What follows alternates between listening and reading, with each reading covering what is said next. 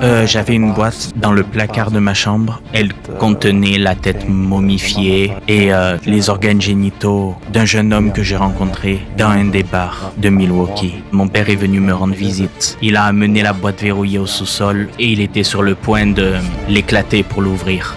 Quand d'autres restes humains acidifiés ont été trouvés, ils ne ressemblaient plus à des humains, mais ils étaient dans la poubelle, dans le garage. Je te le dis, papa, je suis vraiment désolé que ce soit arrivé. Et je t'aime beaucoup. Je t'aime aussi. Nous sommes beaucoup plus ouverts l'un envers l'autre depuis le procès et tout. C'est toujours là, Jeff? Ça disparaît en partie? Non, ça ne disparaît jamais complètement. Beaucoup de choses ont été mises en évidence dans cette interview qui nous ont emmenés un petit peu plus loin, juste un tout petit peu plus près de comprendre comment tout cela est né. Avant de commencer l'interview, petite précision. Jeffrey Dahmer parle de manière lente, monocorde, sans émotion, avec beaucoup de coupures et d'hésitation. Pour que votre interview soit la plus réaliste possible et la plus proche de l'interview originale, ce ton monocorde et ses hésitations ont été conservés. La seule voix vraiment difficile à reproduire a été la voix de son père, au bord des larmes, lorsque père et fils disent à quel point ils s'aiment et qu'ils sont plus proches l'un de l'autre que jamais. Sachez que le meilleur moyen de me soutenir est de vous abonner. Et si vous voulez aller encore plus loin, vous pouvez mettre un pouce vers le haut et même un commentaire pour le référencement. Bon visionnage à toutes et à tous. Comme votre père l'a dit, il n'a jamais réalisé à quel point vous étiez profondément troublé parce qu'il pensait que vous étiez timide, comme lui-même était timide lorsqu'il était un petit garçon. Pensez-vous que les signes étaient là mais qu'il les a juste manqués? Non, je ne pense pas. Parce que j'avais des pensées, j'avais des fantasmes, mais il n'y avait pas de signes extérieurs de tout ce qui n'allait pas. Vous étiez assez doué pour tout garder à l'intérieur. Je l'ai gardé à l'intérieur. Je n'ai partagé aucune de mes pensées ou émotions avec qui que ce soit. Alors comment aurais-je pu savoir? Non, tu n'as jamais rien vu. Pour autant que je sache. Je n'ai absolument rien entendu de personne à propos de l'une de ces activités. Et c'est ce qui me frappe maintenant, comme si j'aurais dû savoir. Qu'est-ce que j'aurais fait à ce sujet? Je pense que j'aurais fait beaucoup à ce sujet. Je pense que c'est mal pour les gens qui commettent des crimes d'essayer de rejeter la faute sur quelqu'un d'autre, sur leurs parents ou sur leur éducation ou leurs conditions de vie. Je pense que c'est juste un échappatoire et mes parents, mes proches n'avaient aucune connaissance de ce que je faisais. Ils ne sont absolument pas responsables de tout cela et de quelque manière que ce soit. Et j'en prends l'entière responsabilité. Mais vous comprenez que ce que vous avez fait pousserait votre père à se poser toutes sortes de questions. C'est vrai. Où est-ce que je me suis trompé? Y a-t-il quelque chose que j'aurais pu dire ou faire pour pouvoir empêcher cela? Exact. Ai-je d'une manière ou d'une autre créé ou contribué aux actes terribles que mon fils a commis? Je comprends cela. Je suis juste en colère contre les autres gens qui pensent qu'ils ont le droit d'essayer d'une manière ou d'une autre de blâmer mes parents pour ce qu'il s'est passé. Ce n'est pas juste du tout. Personne n'a le droit de faire ça parce qu'ils sont totalement innocents. Ils ne savaient rien à ce sujet. Et ça me met en colère. Mais les parents, juste naturellement, je veux dire n'importe quel parent qui s'en soucie vraiment, ils vont juste tout d'abord dire « je me sens coupable ». Tu sais, j'ai juste un sentiment de culpabilité. Qu'est-ce qui est arrivé? Qu'est-ce que j'ai fait? Qu'aurais-je pu faire? C'est une réaction normale de parents. Votre père s'est interrogé sur toutes sortes de choses. Des médicaments que votre mère prenait pendant sa grossesse, jusqu'au fait que vous étiez exposé à de violentes disputes à la maison dès votre plus jeune âge, en passant par la possibilité qu'il ait transmis une certaine propension génétique à l'obsession ou au comportement violent. Est-ce qu'une de ces choses vous semble vraie? Je peux comprendre pourquoi il s'interroge sur ces choses, mais en ce qui me concerne, ce sont toutes des excuses. Parce que je ne me sentais pas responsable de quoi que ce soit, je n'ai pas senti que je devais un jour faire face à ce que j'avais fait. Et donc, il arrive un moment où la personne doit être responsable de ce qu'il a fait. Je ne peux pas trouver d'excuses.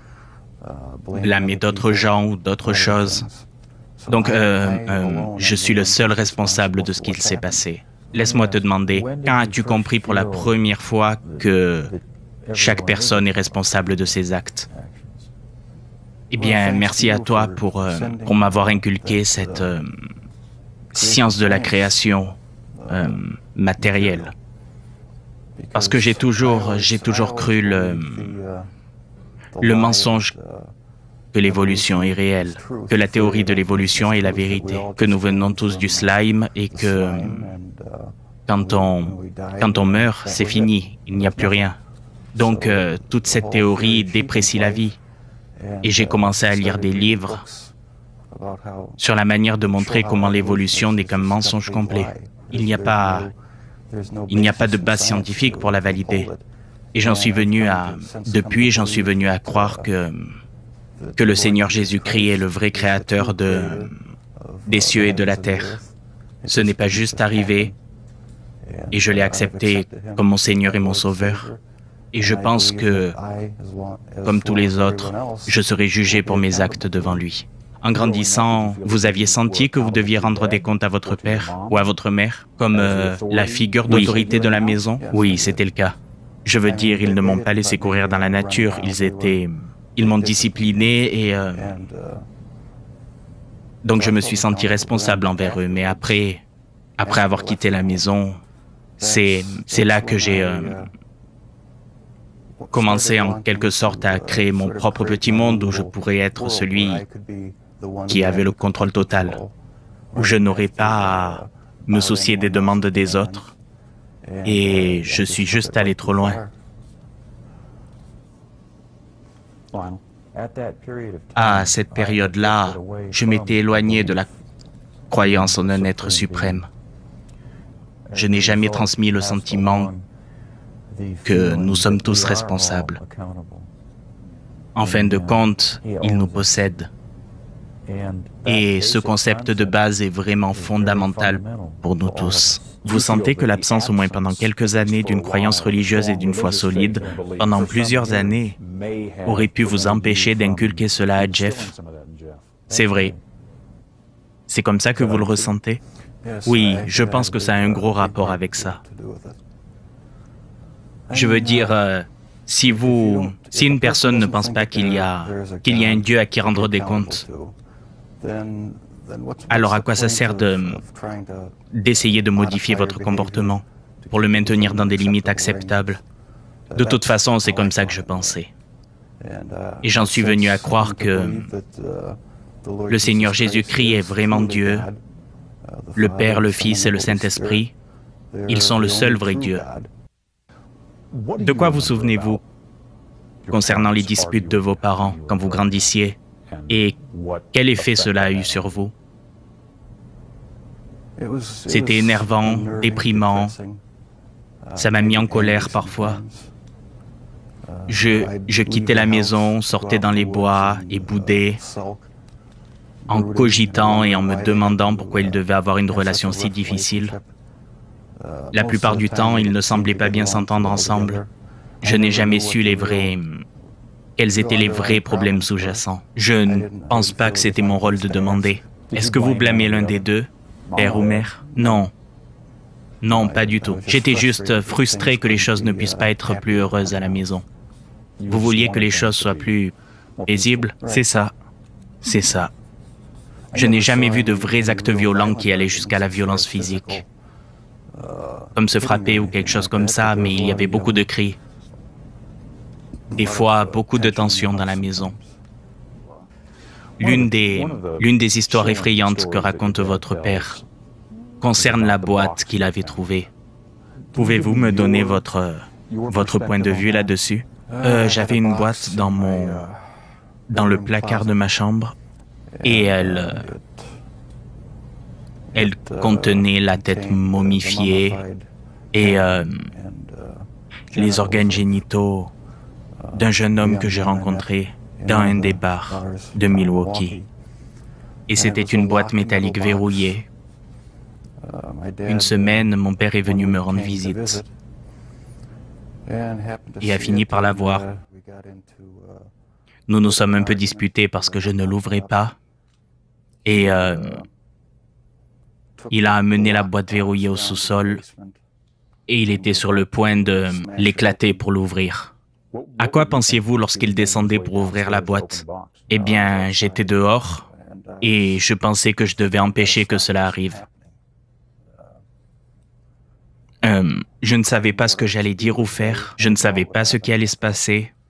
Je pensais, tout va s'écrouler maintenant. Mais la boîte n'a jamais été ouverte, pas en présence de mon père. Et donc, les mensonges ont continué. Tout le scénario a encore duré des années après ça. Y a-t-il eu des moments où votre père était plus proche de découvrir ce qu'il se passait que ce qu'il pouvait penser? Des moments où vous vous êtes inquiété, qu'il trouve peut-être quelque chose? L'incident de la boîte était sûrement le moment où il en était le plus proche. Ce n'était qu'un incident. Il y en a eu d'autres. Mais c'était particulièrement angoissant. Y en a-t-il d'autres que vous pouvez partager? D'autres événements proches? Quand d'autres restes humains acidifiés ont été trouvés, ils n'étaient pas... Ils ne ressemblaient plus à des humains, mais ils étaient dans la poubelle, dehors, dans le garage. C'est un incident. Et quelques autres fois que je ne préfère pas dire maintenant. Êtes-vous soulagé de vous être fait arrêter? Une partie de moi l'était et une partie de moi ne l'était pas. Expliquez. Je sais pas, c'est comme... je ne pense pas avoir une double personnalité, mais vous voyez le sentiment où vous êtes en quelque sorte heureux de quelque chose, mais d'un autre côté, vous ne l'êtes pas. C'est comme ça que c'était. C'était un soulagement de ne pas avoir à garder un secret si gigantesque que j'avais gardé pendant tant d'années. Une fois que j'ai vu que je n'avais pas d'autre choix que d'y faire face, j'ai décidé d'y faire face et de faire des aveux complets. Donc, je suis content que les secrets aient disparu. Votre père m'a dit que l'une des raisons pour lesquelles il a écrit ce livre était dans le but de mettre sur papier ce qu'il a été incapable de vous dire. Avec des mots. En quelque sorte, vous tendre la main. Que voulez-vous lui dire après l'avoir lu? Je te le dis, papa, je suis vraiment désolé que ce soit arrivé. Et je t'aime beaucoup. Je t'aime aussi. Je suis désolé. Ne sois pas désolé. Nous ne le sommes pas toujours montrés, mais je l'aime. Énormément. Je t'aime. Et sans le soutien de mes parents, je ne pense pas que j'aurais pu traverser ça. Nous sommes beaucoup plus ouverts l'un envers l'autre depuis le procès et tout. Il n'y a pas de secret à cacher. Je ne sens pas que je dois lui cacher des secrets. Maintenant, nous faisons face à ce qui est réel, au lieu de juste passer des choses sous silence et de parler de choses superficielles. Donc il y a beaucoup plus de communication entre nous. Ce livre pourrait servir de pont supplémentaire entre Jeff et moi. Et juste pour cela, je considère que c'est précieux pour moi. Vous vous sentez plus proche de votre père après avoir lu ceci? Je me sens plus proche de lui dans le sens où je comprends mieux sa manière de penser. Quelles étaient ses pensées, quelles étaient une partie de ses motivations. Je suis content qu'il l'ait écrit. Quelque chose absent du livre que vous aimeriez lui dire?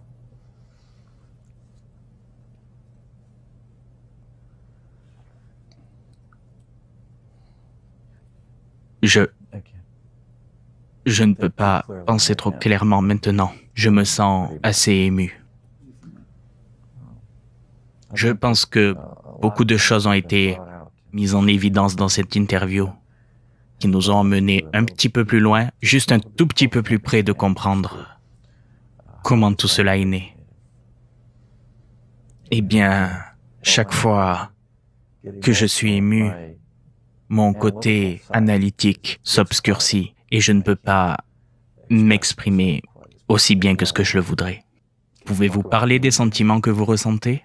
Vous vous sentez proche? Je me sens très proche de Jeff, et ça va continuer jusqu'à notre mort. Et je me sens bien à ce sujet. Pensez-vous que vous aurez un jour les réponses que vous cherchez sur pourquoi, qu'est-il arrivé, et le cas échéant, quel rôle vous avez joué? Peut-être pas. Ma question principale concerne les origines de tout ça. Et si quelque chose peut être appris à ce sujet, cela pourrait aider d'autres personnes à éviter les problèmes. C'est toujours là, Jeff? Ça disparaît en partie? Non, ça ne disparaît jamais complètement. Je devrais probablement vivre avec ça pour le restant de mes jours.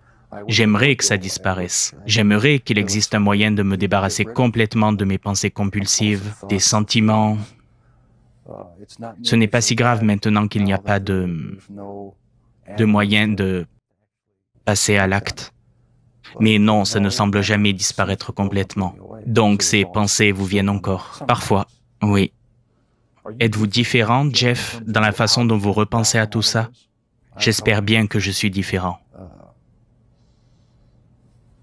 Je suis content d'être désormais dans une position où je ne ressens pas l'obligation de faire ces choses. Je suis heureux que ce soit fini.